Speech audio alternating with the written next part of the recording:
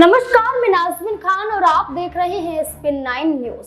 चुनाव आयोग ने 16 अगस्त को चुनाव तारीखों का ऐलान किया। इन चुनाव तारीखों के ऐलान में दो ही यहां पर नाम देखे गए, एक तो जम्मू कश्मीर का और एक हरियाणा का। चर्चा थी कि उपचुनावों को लेकर भी फैसला हो सकता है, महाराष्ट्र और झारखंड के चुनावों को लेकर भी फैसला हो सकता है, क्योंकि इसी साल महाराष्ट्र और झारखंड में भी चुनाव होने थे।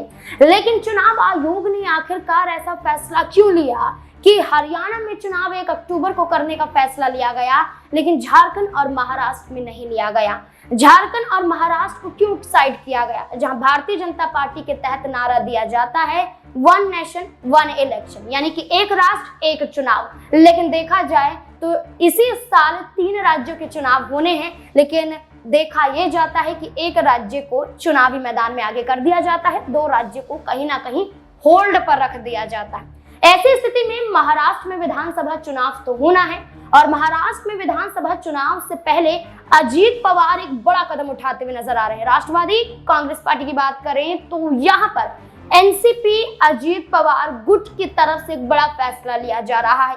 एक फैसला सीएम कुर्सी पर सेंधमारी करना, सीएम कुर्सी पर नजारा बनाए रखना, दूसरी तरफ मोह भंग होना अजीत पवार का, शरद पवार के प्रति, अपनी बहन सुप्रिया सुले के प्रति ये दर्शाना कि उनसे बहुत बड़ी गलती हो गई।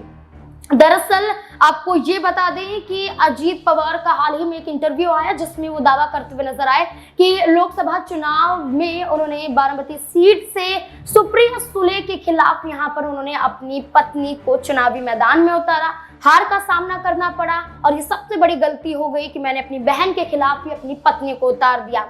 लेकिन देखा जाए तो अब अजीत पवार का एक और बड़ा संकेत मिलता हुआ नजर आ रहा है। अब उनके बेटे जय पवार यहां से चुनाव लड़ते हुए नजर आएंगे, यानी कि बारामती सीट से जय पवार चुनाव लड़ सकते हैं। अजीत पवार के जरिए संकेत दिया गया है। अजीत पवार ने ये कहा कि मैं अब चुनाव नहीं लड़ूंगा, 6 से 7 बार मैं यहाँ पर चुनाव लड़ चुका हूँ। लेकिन अब देखा जाए बारामती जो सीट है, बारामती वो शरद पवार की एक पारंपरिक सीट मानी जाती है। यहाँ पर 2004 की बात करें तो शरद पवार ने चुनाव आखिरी बार यहाँ से लड़ा और यहाँ से चुनाव लड़कर 4 बार विधायक बने। इसके साथ 2009 से चुनाव उनकी बेटी सुप्रिया सुले लड़ती हुई नजर आई और लगातार चुनाव जीतती हुई दिखाई दी है। अब इस कवायद में अजीत पवार का ये फैसला क्या एक बार फिर से हार की कगार पर ले जाएगा या फिर नहीं, आपको क्या लगता है? अपनी राय कमेंट सेक्शन में देते रहें। देखते रहें स्पिन 9 न्यूज। धन्यवाद।